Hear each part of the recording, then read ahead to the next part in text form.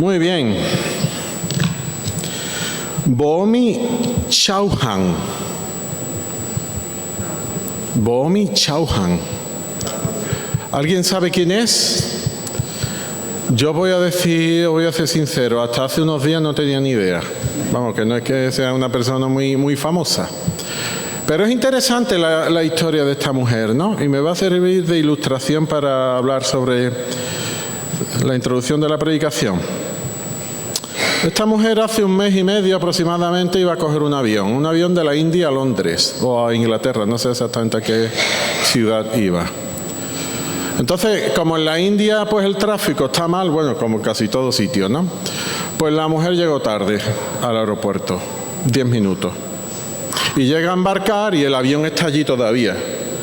Y va al mostrador donde se ponen pues las azafatas, las dependientes allí del mostrador, ¿no? Para que te dejen pasar. Y le dice, pero usted ha llegado tarde.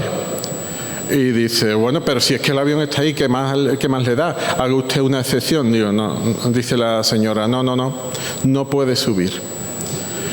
Y la mujer insiste, y al final no sube por haber llegado tarde. Entonces iba con su padre, los dos pues allí pues enfadados, frustrados porque no hemos salido antes, se van a una cafetería, empiezan a mirar con el teléfono a ver qué pueden hacer, si buscan otro vuelo, qué hacen mientras sale el otro vuelo y no lo hacen, si le pueden devolver el dinero o algo o no, en fin, toda la historia que nos pasaría a cualquiera. Y de repente se enteran que el avión que tenían que haber cogido, que ya había despegado, se acaba de estrellar. Y se matan todos menos uno. ¿No? La frustración se volvió, no creo que fuera alegría, pero posiblemente fue alivio de no haber cogido ese avión, ¿no? Es interesante, ¿no? Porque en la vida, a veces, esto lo decía mucho un pastor que yo conocí que se llama Jaime Ardiaca.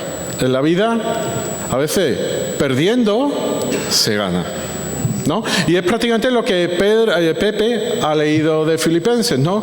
Capítulo 2, como Cristo, pues estando en forma de Dios, pues se hizo hombre y no tenía bastante con ser hombre, que se hizo siervo, y no bastante con eso, sino que murió en la cruz, que era la peor muerte que podían tener un judío. Es decir, perdió. Cristo lo mataron, él perdió. Pero lo que pasa es que luego ganó. Y la vida cristiana es así. Y hoy vamos a ver algo así. Vamos a ver cómo la vida cristiana, perdiendo, se gana al final, ¿no? Y nos vamos a ir a Deuteronomio capítulo 8. Deuteronomio 8. ¿Y de qué voy a hablar? 8 del 1 al 11. Son 11 versículos. Voy a hablar de 3 puntos. Lo vamos a ir viendo poquito a poco. Y el primer punto sería, ya os estoy diciendo que estamos hablando que en la vida a veces perdiendo se gana.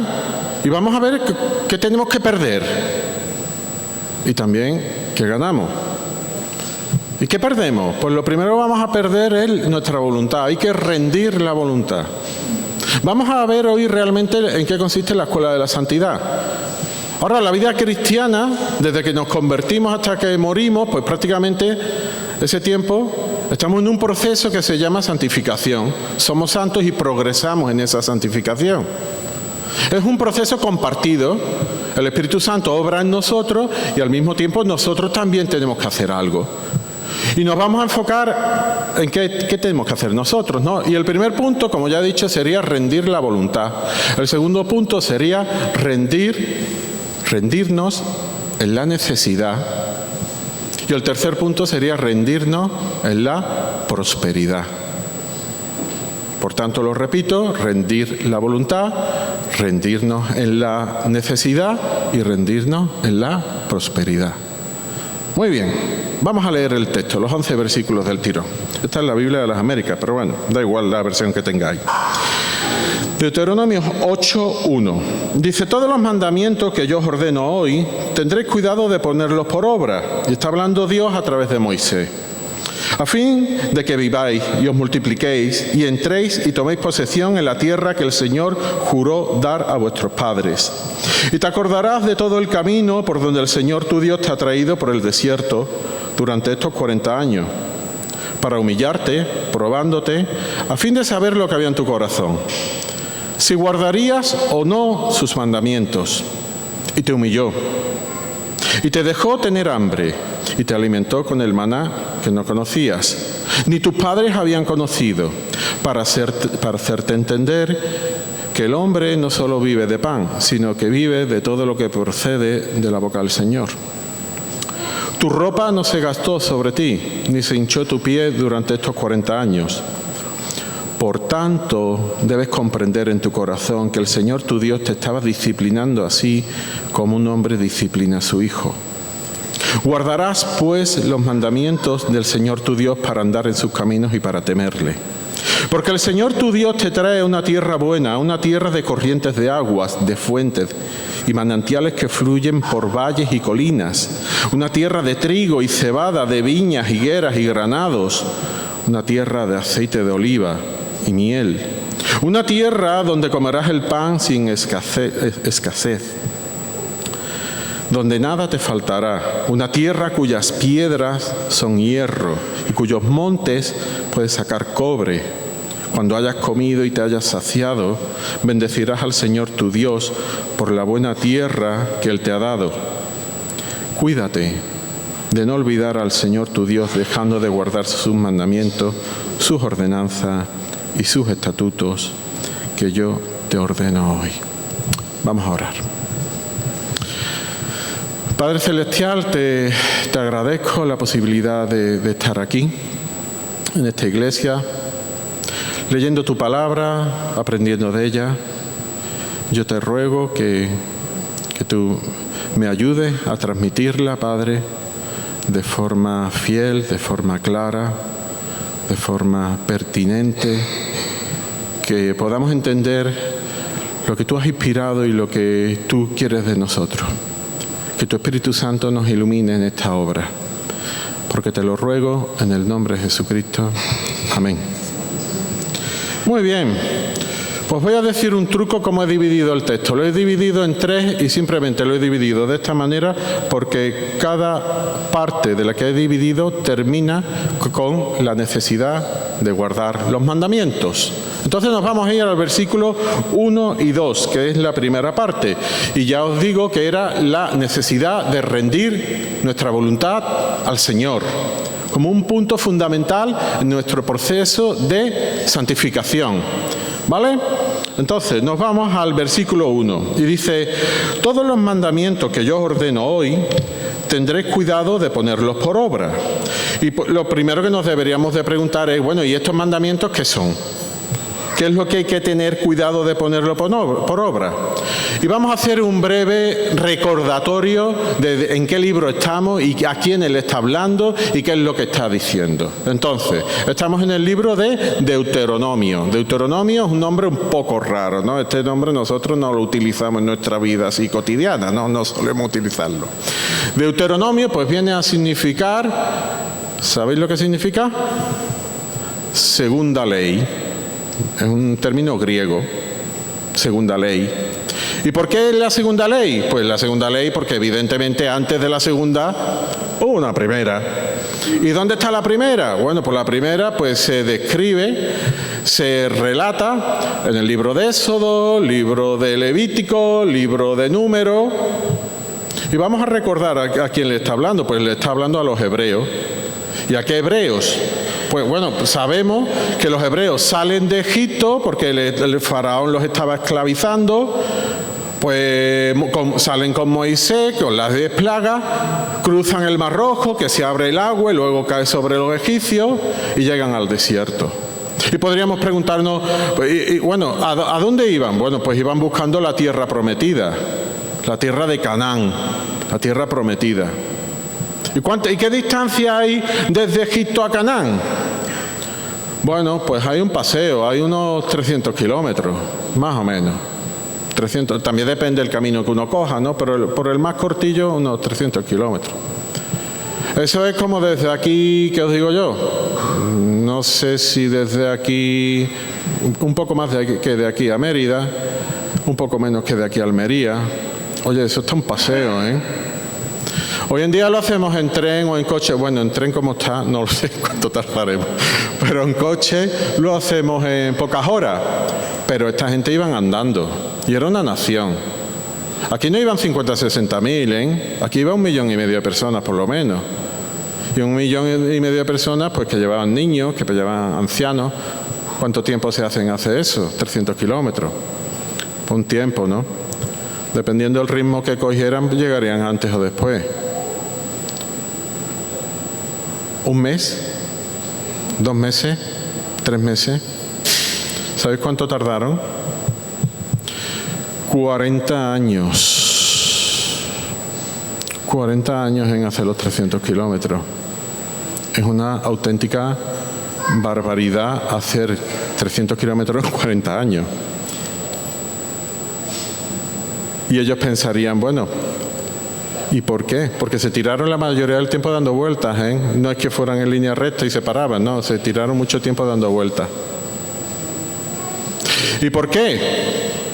Pues lo bueno de Deuteronomio. Lo bueno de Deuteronomio es que Moisés está resumiendo esta primera ley que le había dado a los israelitas, se la está resumiendo a los hijos de los que habían salido de Egipto, porque los padres habían ya muerto casi todos. Los que salieron de Egipto casi todos habían muerto. Entonces una nueva generación que no había conocido la primera ley, entonces tenía que recordarle la segunda ley. Y lo bueno del capítulo 8 de Deuteronomio es que es un resumen. Entonces, son 3 libros lo que yo os he dicho y ahora lo tenemos resumido en cierta forma en un capítulo, en unos versículos. ¿Por qué? Porque de alguna manera nos nombra el objetivo del viaje. Cuando nos vamos a Números, a Levítico, pues vemos mucha información y a veces pues podemos marearnos, ¿no? Con tanta información. Necesitamos una especie de resumen, ¿no? Y aquí lo tenemos en Deuteronomio capítulo 8. Lo vamos a ver. Entonces, todos los mandamientos pues se está refiriendo pues a los mandamientos que dio el Señor. De hecho, Deuteronomio 5 habla de los 10 mandamientos. Y Deuteronomio 6 habla del famoso Shema, que a alguno de vosotros seguro que os suena. Pues nada, es un versículo que tenían que recordar los israelitas y enseñárselo a sus hijos y a sus nietos, que era: escucha, oh Israel, el Señor nuestro Dios, el Señor uno es. Amarás al Señor tu Dios con todo tu corazón, con toda tu alma y con toda tu fuerza. Es bastante fácil de recordar, con todo tu corazón, pero ¿y cómo lo llevas a la práctica? Esto es fácil de llevarlo a la práctica. Amarás al Señor con todo tu corazón. Uf. Vaya. Y seguimos en el versículo 1. A fin que viváis y os multipliquéis y entréis y tomáis posesión de la tierra que el Señor juró a dar a vuestros padres. Es decir, tenían que cumplir los mandamientos para llegar a la tierra prometida, que tantas veces en la Biblia se describe como una leche que fluía leche y miel. Y nos deberemos de preguntar, esta promesa, si ellos guardaban los mandamientos, llegarían a la tierra y vivirían en la tierra prometida, tendrían esa recompensa. Nos deberemos de preguntar, bueno, ¿esto es una promesa que Dios le hizo a ellos específicamente o es una promesa para los que más tarde vamos a leer la palabra de Dios? Y la respuesta es que es una promesa condicional, específica para ellos. ¿Por qué? Porque esa prosperidad material de esa tierra en concreto a nosotros no se nos aplica. Nosotros, por mucho que guardemos la ley, no vamos a recibir la tierra de Israel o por lo menos ahora. Otra cosa será cuando el Señor venga con la Nueva Jerusalén. Pero ahora, de forma material, no tenemos esa promesa. Es algo particular para ellos. Pero sin embargo encontramos en todo el Antiguo Testamento la necesidad imperiosa de guardar esos mandamientos. Era algo muy importante. Había que obedecer, había que guardar los mandamientos. Y dice el versículo 2, y te acordarás de todo el camino por donde el Señor tu Dios te ha traído por el desierto. Es que el viaje no fue un viaje de placer de 40 años, fue un viaje por el desierto. Y en un desierto, ¿qué es lo que hay? Nada. ¿Y con qué objetivo? Para humillarte. Vaya viaje, para humillarte, probándote a fin de saber lo que había en tu corazón, si guardarías o no sus mandamientos. Y aquí hay algo muy interesante. El hecho de guardar la palabra de Dios, a veces lo podemos... tenemos la percepción de que es una obligación que Dios nos da. Algo que hay que obedecer. Y es verdad, es algo que hay que obedecer. Pero fijaos lo que dice este versículo, el versículo 2, la penúltima frase. A fin de saber lo que había en tu corazón. Es decir, ¿por qué lo estuvo en el desierto estos 40 años? ¿Para guardar los mandamientos? Pues sí, pero ¿por qué? Para saber lo que había en su corazón. Si amarían al Señor o no amaban al Señor.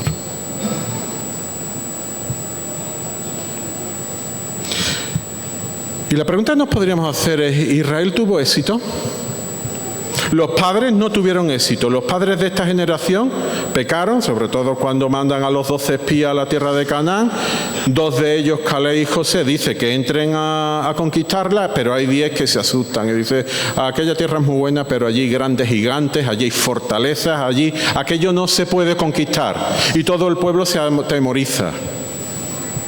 Y no entran. Y nos podríamos preguntar, bueno, lo mismo los hijos a los que Moisés está hablando, sí confiaron en el Señor y guardaron sus mandamientos.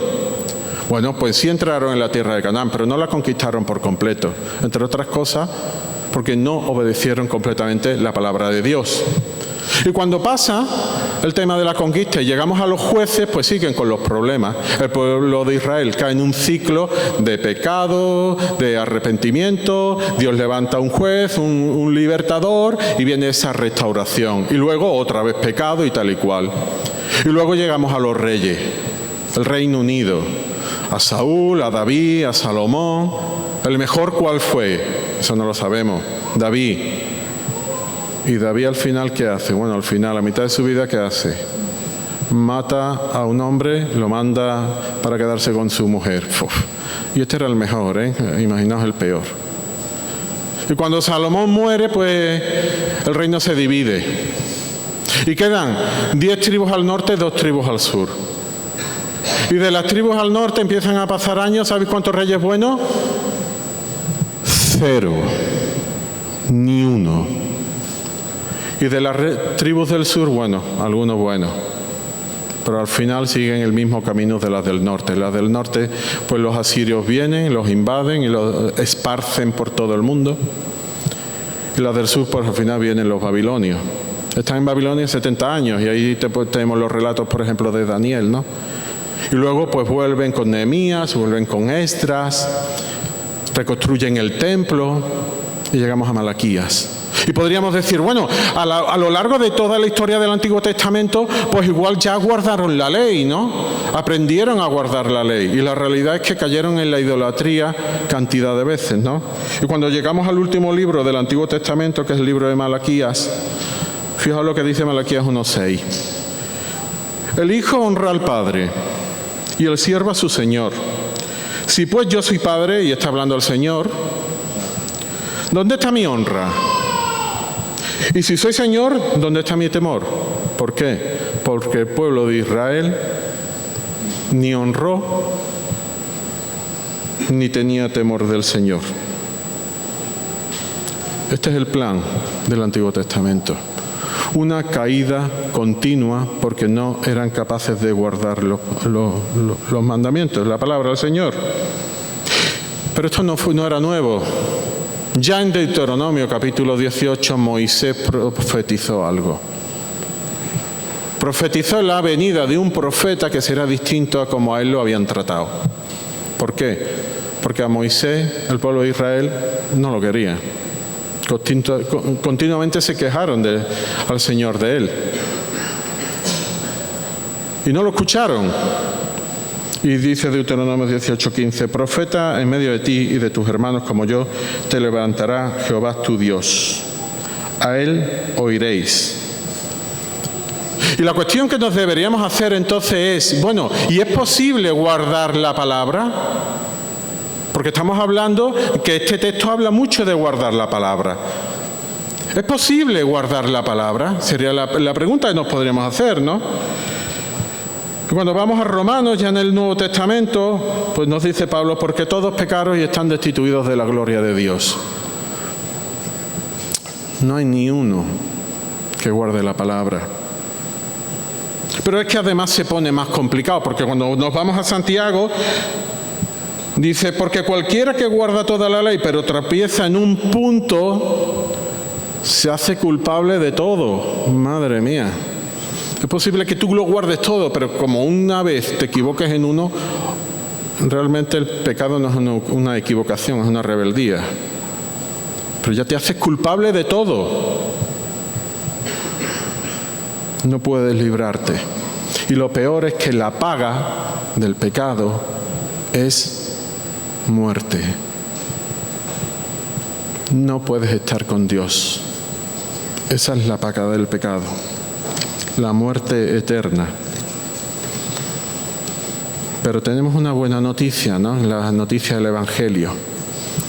Y fijaos lo que dice Efesios 2:8 al 10. Y me encanta este versículo. Porque por su gracia habéis sido salvados por medio de la fe. Por su gracia, la gracia de Dios, la gracia de Jesucristo. Y cuando hablamos de gracia, hablamos de el favor inmerecido que Dios da a sus enemigos. ¿Y quiénes son sus enemigos?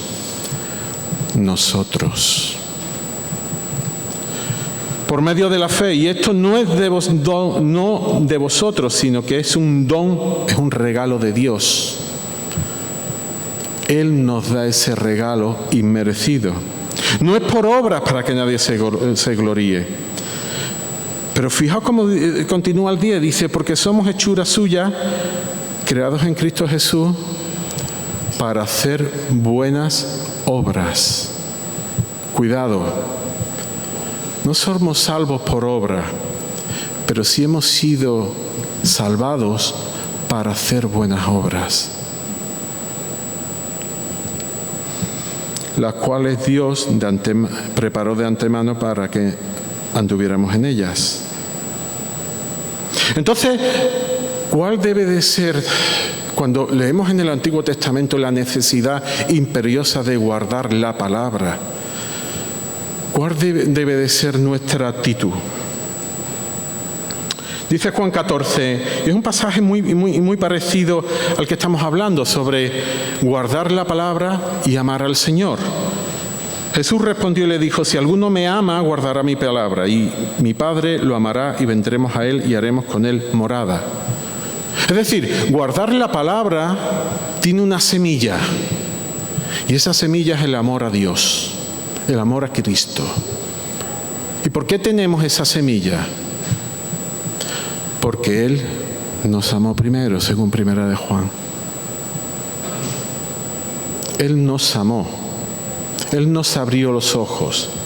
Y en base a eso nosotros le amamos y en consecuencia el fruto de ese amor es intentar guardar su palabra. Hay una ilustración que tiene un teólogo que se llama Warren Wiersbe, que es muy interesante. Dice, en todos los países hay leyes para que los padres cuiden de sus hijos. Ahora, la mayoría, muchos de los que estamos aquí somos padres. ¿Por qué amamos a nuestros hijos? ¿Tú amas a tus hijos porque la ley, si no lo amas y tú no lo cuidas, te va a castigar? Yo soy padre. Yo nunca me he planteado eso. Nunca me he planteado que vaya a venir un policía detrás de mí por si tengo suficiente amor con mis hijos o no. Yo cuido de mis hijos porque los quiero. y luego hay una ley que me dice que los tengo que cuidar, pero yo los cuido porque los quiero. Y de la misma manera nosotros deberíamos de guardar la palabra de Dios porque amamos al Señor, porque profundizamos en quién es Él, porque comprendemos que fuera de Él pues no está el bien. Todo lo bueno está en Dios. Todo lo bueno que tú tienes en tu vida te lo ha dado Dios. Todo. No hay nada bueno que tú tengas que Dios no te lo haya dado. Y el primero es simplemente la vida. ¿Y sabéis por qué? Porque ninguno de nosotros merece estar viviendo ahora. Porque la paga del pecado es muerte. Y cuando nos vamos a Génesis, cuando nos vamos a Adán, Dios se lo dejó muy claro. Si pecas, morirás. ¿Y qué pasó? Que pecó. Pero Dios abrió ahí una ventana de misericordia y la muerte no fue inminente. Y ahí tenemos un problema, porque pensamos que muchas de las cosas que tenemos derecho a ellas. Nuestra vida, nuestros hijos, nuestras propiedades, la comida, todo lo que tenemos, los zapatos, no sé, 1000 cosas, el teléfono, los coches, el trabajo. Pensamos que tenemos derecho. ¿Por qué? Porque todo el mundo lo tiene. Pero cuando nos vamos a la palabra de Dios, cuando guardamos su palabra, ¿qué nos damos cuenta? No tenemos derecho a nada. A nada. Si estamos aquí es por pura misericordia del Señor. No tenemos derecho a nada. Por tanto, rendir la voluntad para el cristiano no es una obligación, es un acto de amor a lo que Él nos ha dado, es una consecuencia de lo que Él nos ha dado. Muy bien, nos vamos al segundo punto, versículo 3. Es necesario rendirte en la necesidad. Bien, versículo 3. Y te humilló otra vez. No, lo leemos antes. ¿Y cómo los humilló? Y dice, te dejó tener hambre. Y sabemos que los israelitas en el desierto llega un momento que tienen hambre y se quejan al Señor porque no tienen que comer. Y Dios pues le envía maná. Y luego pues se quejan porque estaban hartos de maná y entonces querían carne. Y Dios le envía codornices. Y en varias ocasiones pues tenían sed, en las aguas amargas de Mara, en la peña de Oré. Y Dios saca agua de donde menos te lo imaginas. Endulza las aguas de Mara. Satisface todas sus necesidades. De tal forma que llegamos al 4 y dice, tu ropa no se gastó sobre ti, 40 años con la misma ropa y no se gastó la ropa, ni tu pie se hinchó, y cuando yo ando 20 kilómetros los pies se me ponen como botas, pero el pie no se hinchó, 40 años andando por el desierto y el pie no se hinchó. Es decir, el Señor satisfizo todas sus necesidades aún estando en el desierto. Y podríamos preguntarnos, bueno, ¿y para qué? ¿Con qué motivo? Y fijaos lo que dice. Para hacerte entender, versículo 3, que el hombre no solo vive de pan, sino que vive de todo lo que procede de la boca del Señor. Y esto es algo como que lo sabemos los creyentes, pero como que vivirlo ya es otra historia. ¿No? Sabemos que no solamente podemos vivir de las cuestiones físicas, sino que necesitamos al Señor. Pero la pregunta que yo me hago es, ¿y cómo lo llevas todos los días? Los domingos seguro lo llevas estupendo. Vienes a la iglesia, nos ponemos guapos y nada. Nos comportamos como cristianos. Pero ¿y el lunes? ¿El lunes eres consciente que no solo de pan vive el hombre, sino también de todo lo que sale de su boca? Y si eres consciente, ¿cómo lo buscas? ¿Lo buscas? Porque la impresión que tengo es que el lunes y muchos días de la semana, pues ya caemos en nuestra rutina. En nuestra rutina que tiene 1000 actividades y 1000 necesidades distintas. Y la pregunta es, ¿dónde está el Señor? ¿No? Nos preocupamos mucho. El otro día leía un cartel que decía: el ejercicio es igual de importante que la alimentación y que el descanso. Y en la época en la que estamos, pues se le da muchísima importancia a la alimentación. Todo el mundo quiere comer cosas sanas, cosas que no sean cancerígenas. Cambiamos la leche por la leche sin lactosa o quitamos la leche y tomamos otra cosa pensando que es más sano. No queremos comer grasa, no queremos comer pasteles, aunque de vez en cuando no lo comemos. En fin, este tipo de cosas, ¿no? Le damos mucha importancia a la alimentación. Todo el día estamos pensando en la alimentación. Le damos mucha importancia a lo que nos vamos a poner. Nos gusta ir a los centros comerciales. Nos gusta dedicar horas para estar comprando. Unos más que otros. También es verdad. Nos gusta hacer ejercicio. Nos gusta ir al gimnasio, ponernos fuertes, estar en forma. Nos gustan 1000 cosas. Nos gusta tener amigos, nuestra vida social. Tener nuestras vacaciones para descansar. La importancia de descansar al menos 8 horas, ¿no? O 7, en los niños más, en los niños 9 o 10, ¿no? Tenemos 1000 cosas en la cabeza de las cosas que son importantes en nuestra vida, lo fundamental. Y la pregunta que yo os hago es, ¿y Dios dónde está? ¿Y Dios dónde está?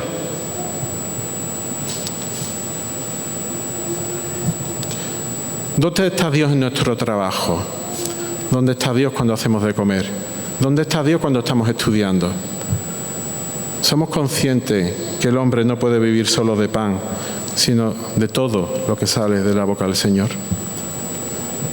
Porque nos olvidamos de la necesidad espiritual que tenemos. Las necesidades físicas las sabemos muy bien. Las necesidades mentales, de salud mental, bueno, pues ahí estamos. Las necesidades sociales de quedar con gente también las conocemos. Pero ¿y nuestra necesidad espiritual? ¿Cómo es tu tiempo con el Señor? Continuamente. ¿Dónde está ese tiempo? Y nos vamos al versículo 5. Por tanto, debes comprender en tu corazón que el Señor, tu Dios, te estaba disciplinando así como un hombre disciplina a su hijo. Lo que pasaron en el desierto era para que entendieran que necesitaban al Señor, pero la única manera que había para que comprendieran que necesitaban al Señor era pasando necesidad. Si no hubieran pasado necesidad, no se hubieran dado cuenta. Y lo interesante es que esto está escrito no solo para ellos, sino también para que aprendamos nosotros. ¿Por qué? Porque a nosotros también nos va a venir tiempos de necesidad. Nos van a venir tiempos de dificultades. Y cuando nos venga ese tiempo de necesidad, y por ejemplo mi familia y yo estamos pasando desde hace un tiempo uno, la pregunta es ¿por qué? ¿Y por qué a nosotros? ¿Por qué a mí? ¿Por qué yo? ¿Lo merezco o no lo merezco? ¿Por qué yo? Pues Dios nos disciplina como nosotros disciplinamos a nuestro hijo, o mejor dicho, mejor que nosotros disciplinamos a nuestros hijos. Porque Él nos hace entender lo que de otra manera no podríamos comprender, y es simplemente que debemos de confiar en Él. A pesar de las dificultades, a pesar de las necesidades, a pesar de los desiertos que vamos a pasar por nuestra vida, es imprescindible confiar en el Señor. Y eso solamente lo entendemos cuando vivimos situaciones complicadas, cuando sufrimos en nuestras carnes el dolor. Si no, hay veces que no lo podemos entender.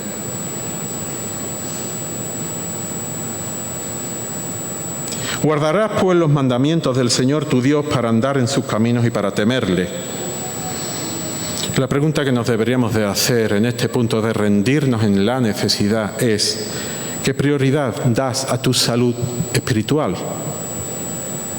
Es posible que le des a la física mucha, que planifiques tus comidas todos los días perfectamente, que tengas bien planificado el tema del gimnasio, que tengas muy planificado el tema de las actividades de los niños, que tengas planificado con tus amigos cuándo vas a quedar, que tengas planificado que vas a estudiar. Y mi pregunta es, ¿y Dios cuándo? ¿El domingo? ¿Por la mañana? ¿Un ratito? Hay una frase que me llama mucho la atención, que no está en la Biblia, ¿eh? No es inspirada, pero dice, no me quieras tanto y trátame mejor. A veces a los cristianos se nos llena la boca diciendo que amamos al Señor, pero luego guardamos sus mandamientos. No me quieras tanto y trátame mejor. Y llegamos al tercer punto, la necesidad de rendirnos en la prosperidad. Y si rendirnos en la necesidad es complicado, no sé yo si es todavía más complicado rendirnos cuando las cosas nos van bien. Porque ahora el texto empieza a hablar de cómo le va a ir en esa tierra prometida. Y nos vamos al versículo 7 y dice, porque el Señor tu Dios te trae una tierra buena, una tierra de corrientes de agua, de fuentes, de manantiales que fluyen por valles y colinas. Y le está hablando a gente que está en el desierto pasándose.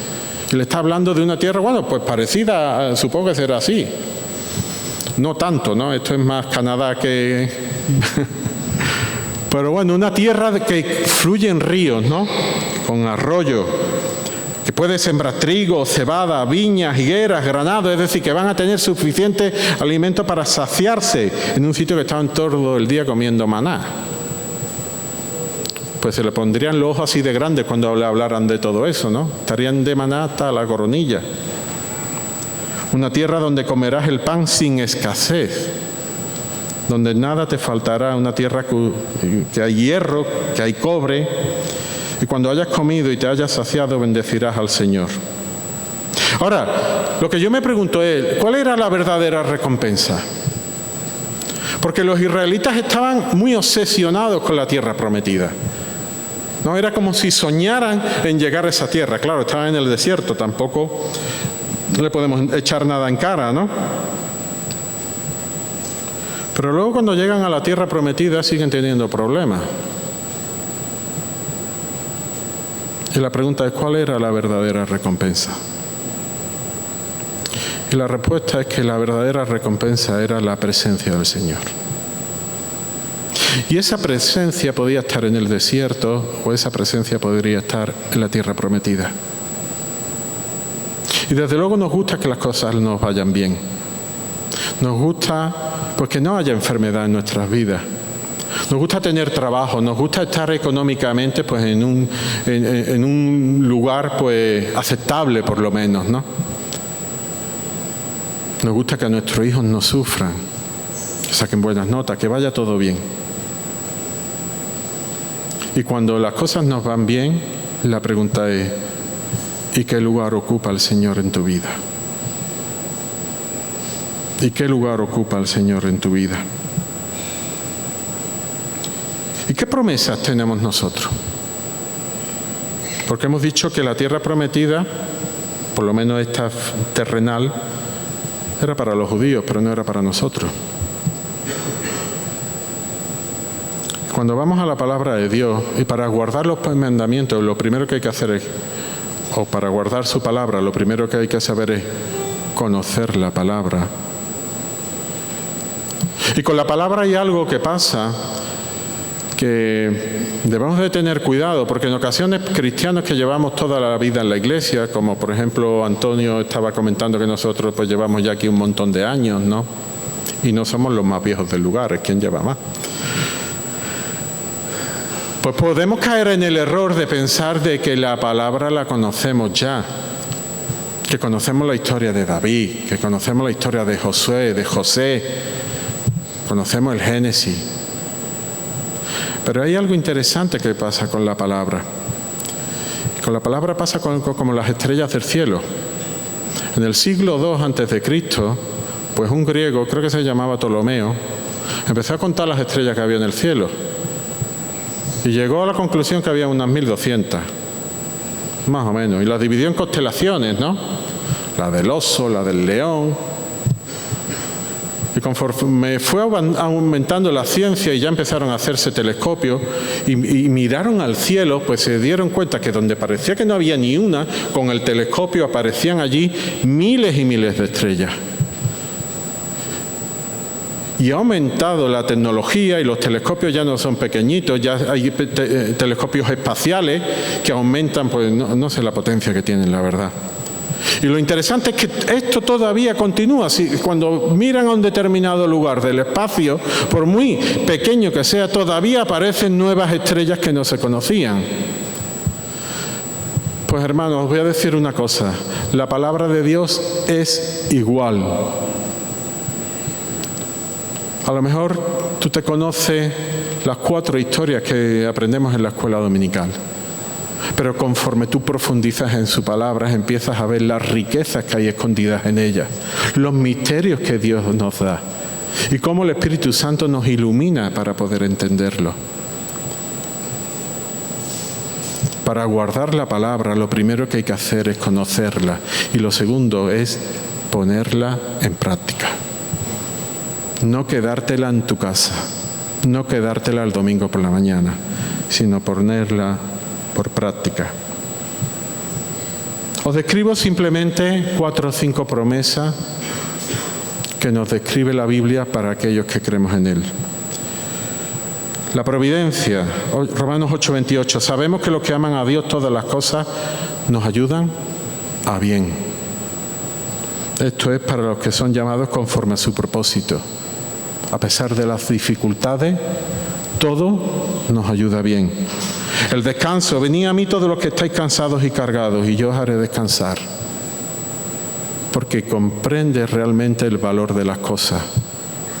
Porque comprende que la ansiedad que tienes por muchas de las cosas en tu vida cotidiana no son tan importantes, sino el que importa es el de arriba.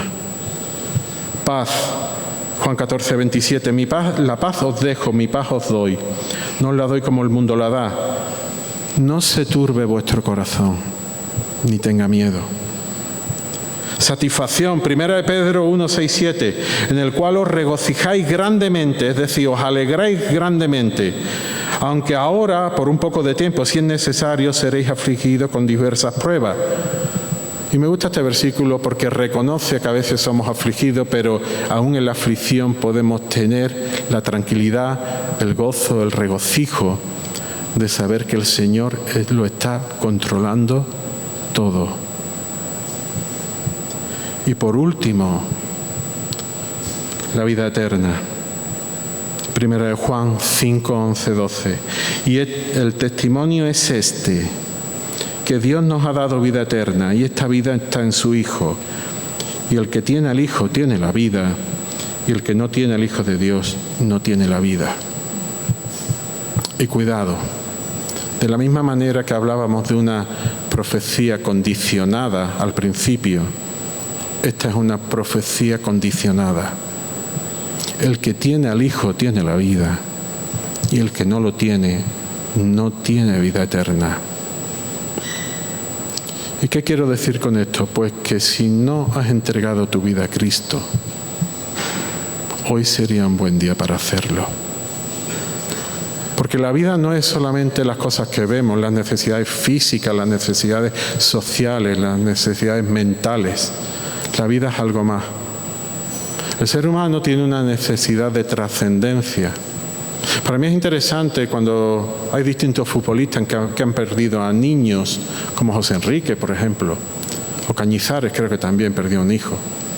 Cuando se los escucha hablar, siempre dicen, es posible que no hablen de Dios, pero siempre dicen, sé que lo veré en algún sitio.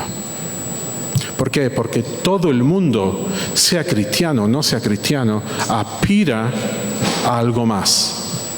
Aunque en un momento dado digan que no. ¿Por qué? Porque Dios ha puesto en nuestro corazón la eternidad. Él ha puesto la eternidad en nuestros corazones, según Eclesiastés. ¿Qué esperas en la vida? ¿Esperas que todo te vaya bien? ¿Esperas salir del desierto? esperas tiempos de prosperidad.